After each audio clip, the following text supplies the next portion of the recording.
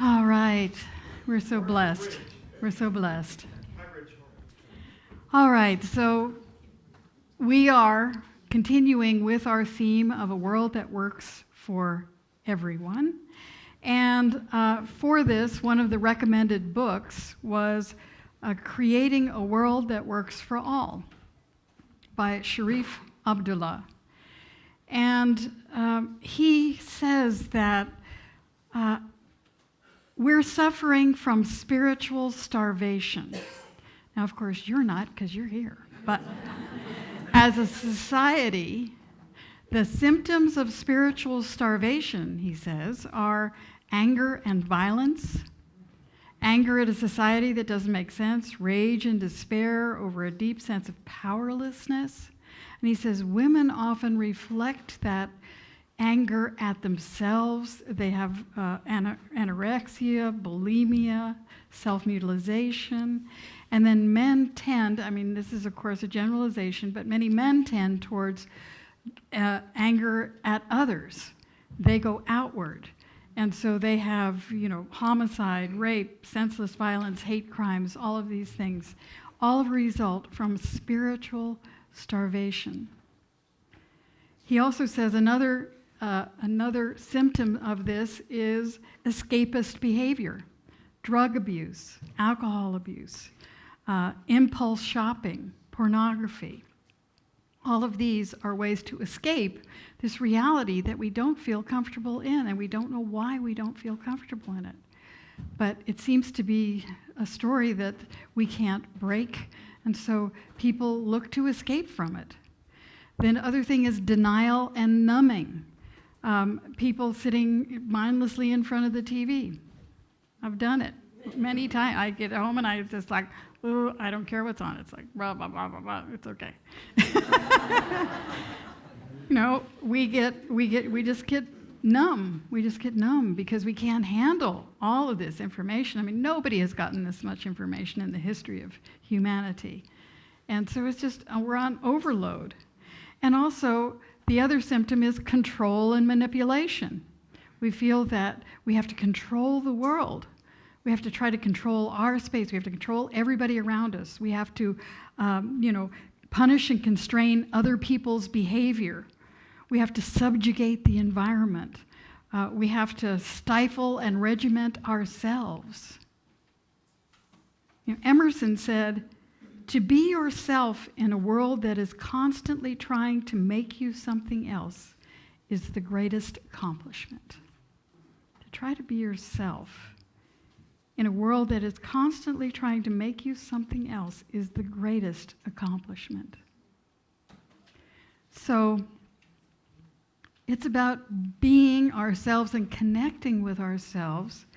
And so he says all of this behavior, all of this spiritual starvation has created what he calls the mess. This is what he calls how we're living today. It's a mess. And it's a mess because of the story, the mess. It's about the story that we have created. We've created a story. Now, he talks about several things about a story. He talks about the book Ishmael. I don't know if you've ever read that, about a man who got in touch with another species and found out their perspective on what we're up to.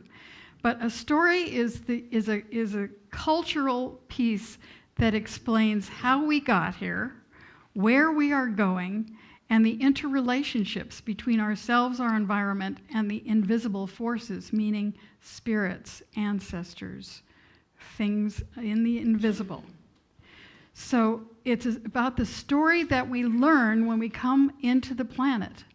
Now, nobody sits us down and tells us, this is the story of who you are and what you're supposed to be doing and who we are as a people and what we're up to. They don't do that. What they do is they live and we as children watch them. We watch what they do. We watch them going to work. We watch them coming home. We watch them preparing food. We watch them, doing whatever they do. And that's how we learn what the rules are, how society works. Initially from our families, and from our schools, and from our workplaces. It's how we learn how we're working, what we're doing. And he divides this into 3 separate ideas. He first of all talks about the keepers. Now, the keepers are the folks who started out. Now, we all started out as keepers because we all started out in some kind of indigenous place, whether it's Ireland or South Dakota or, South America. We all came from small groups, maybe called families, maybe called tribes, maybe called clans, and we had certain beliefs. Now, he says the keepers believed that the earth was abundant, that the universe would provide, but that we had to have the knowledge and the skills and the abilities to receive what was given. So the universe was not going to kill the gazelle and dress it and use it to feed the family. You had to learn how to do that. You had to learn how to tan the hides. You had to learn how to do what you needed to do in the abundance, but there was always abundance. So we started out in a place of abundance, in a belief of abundance. So we were the keepers. And so the thing was, we were related to our environment, we were related to place, and we thought that everything was sacred. We thought that everything had invisible spirit, and so we were treating things with reverence and giving thanks for it and keeping it in our tribe, in our group. Then came the breakers, what he calls the breakers. Now the breakers came along and said, there is not enough. There's not enough in the world. The world is a place of limitation. Therefore, you have to get enough for yourself. And this usually means taking resources from somebody else. And it means you get more than you need because you have to store up for the lean times. Because there are going to be lean times, so you have to store up for them. So you have to accumulate more than you need. This is a lack consciousness. This is the story of the breakers. So what he's saying is, today we need a new story. And the story is the menders. The menders. Now, the reason we need this new story is that the breakers are operating on a world that works for me. And when we all operate from a world that works for me, here's what happens. He tells the story of Rabbit Island. In 1776, Christmas Day as a matter of fact, Captain Cook was in the Indian Ocean at an island, and let's see, the island was called Kerguelen, Kerguelen, Kerguelen Island. It was a grass-covered, Connecticut-sized island, and so he left a couple of rabbits there to provide fresh meat for future sailors.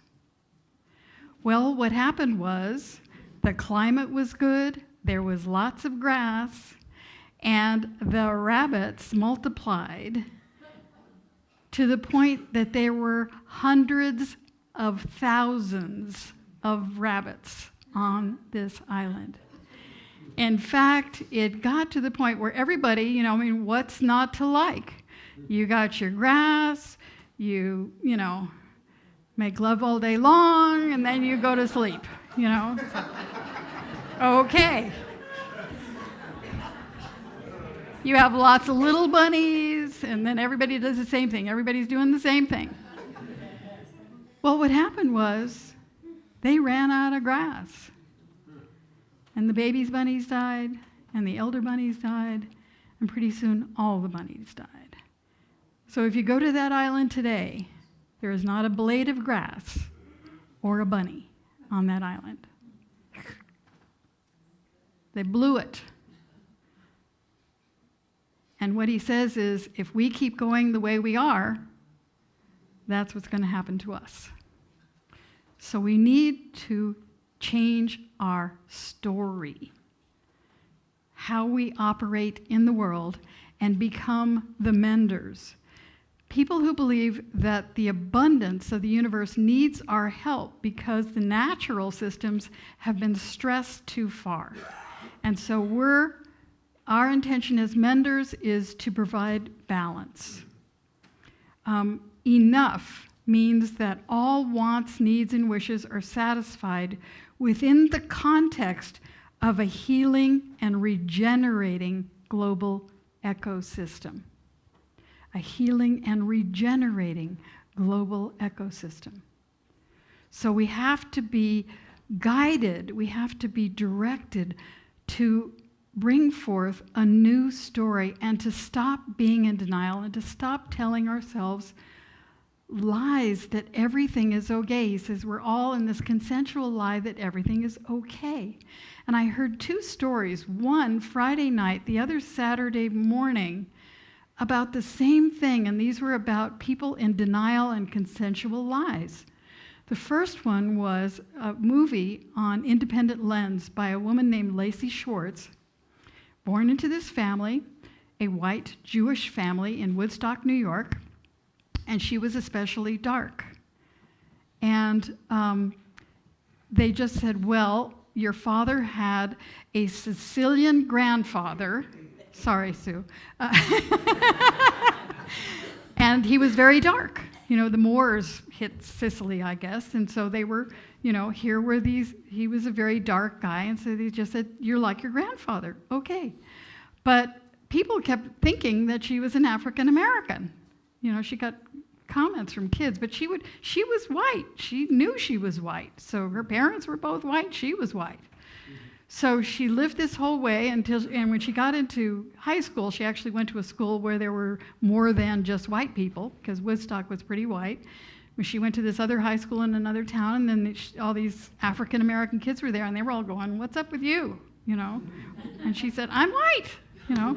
So, but when she filled out her college exam, her college entrance form, she didn't check the box for race. But she did include a picture. And she got back from the university information about joining the African American Club. So she did. When she got to university at Georgetown, she joined the African American Club. And for the first time, she didn't feel like the odd man out. She felt right at home. So by this point, her parents were divorced.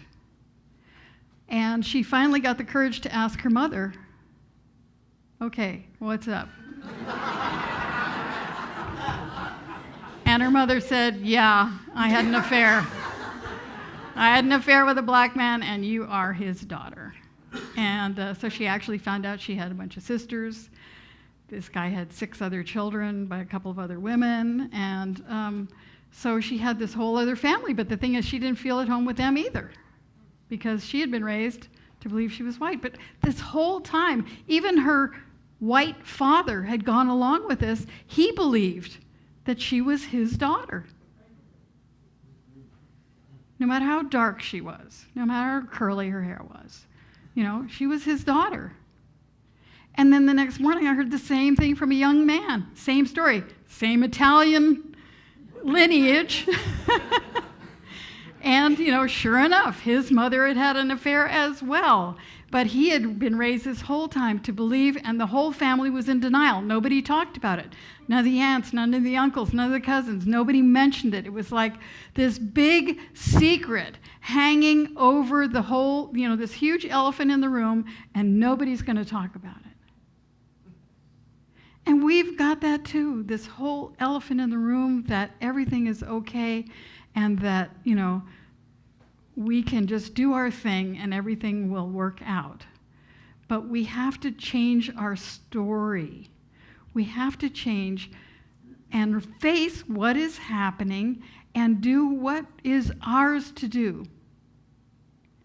Now, the thing is, everybody's ours to do is different.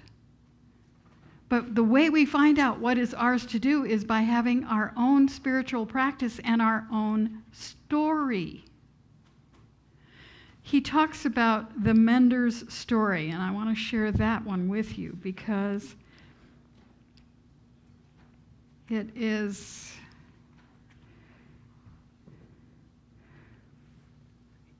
important for us to get the feeling tone of this. We are the menders. We believe the earth and our fellow humans need to be healed from the excesses of exclusivity. Remember, we talked last week about inclusivity being a major attribute of a world that works for everyone. So we believe the earth and our fellow humans need to be healed from the excesses of exclusivity, and we live our daily lives in accordance with this belief. We used to be breakers, but are consciously turning away from that dead-end path, away from the glitter and allure of the breaker society. Our goal is to live as a consciously integral part of a living, conscious, and sacred planet to catalyze a new era, the Mender era. Our task is simple and profound: to heal the damage caused by the breakers, those who act as though the earth and all her inhabitants were their property. We vow to stop breaker destruction and begin to restore the balance between the earth and humanity within this generation. We menders are breakers in recovery. Breaker history is our history. We are not arrogant enough to think that our problems are someone else's fault. We consciously reject all privileges that have come to us at the expense of others' lives, freedom, or comfort. The mender's story is in harmony with an ancient story, one as old as the earth itself. We honor the keepers who show us the way of wisdom. We honor the breakers who show us the way of technology. We heal the damage. We are the menders. Now, a couple of other things. What are the qualities of a story of a world that works for everyone? What are the qualities of the story? First of all, it's inclusive. It has a positive role for every individual and every group. It's authentic. The values and actions must be in harmony. We have to walk our talk. Spiritual. The story must be articulate and demonstrate transcendent values and beliefs that we must acknowledge and realize, recognize, and live from the realization of the unseen reality that is wanting to be born through us. It's scapegoat-free.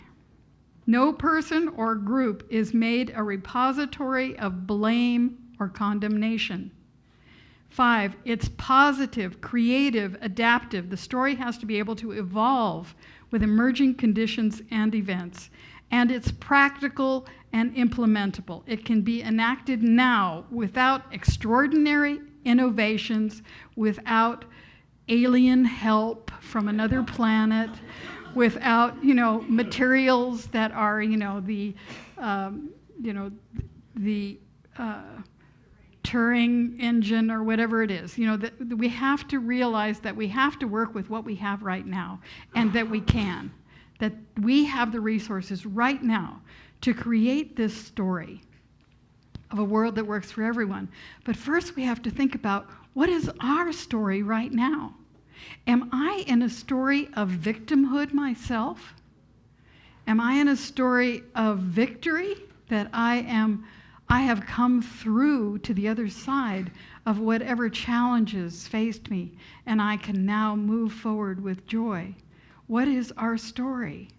Is it a story of our separateness, or is it a story of our interconnection and our connection with that divine presence? Is it a story of our little self or our immortal self? Are we willing to have a new story? Just like those young people who had to have a new story because the story they were living was not authentic, was not the truth.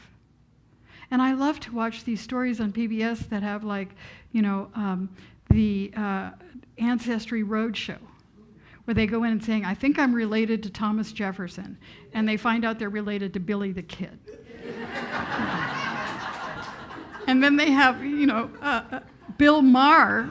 They had, the other one is Finding Your Roots. Bill Maher is related to Bill O'Reilly.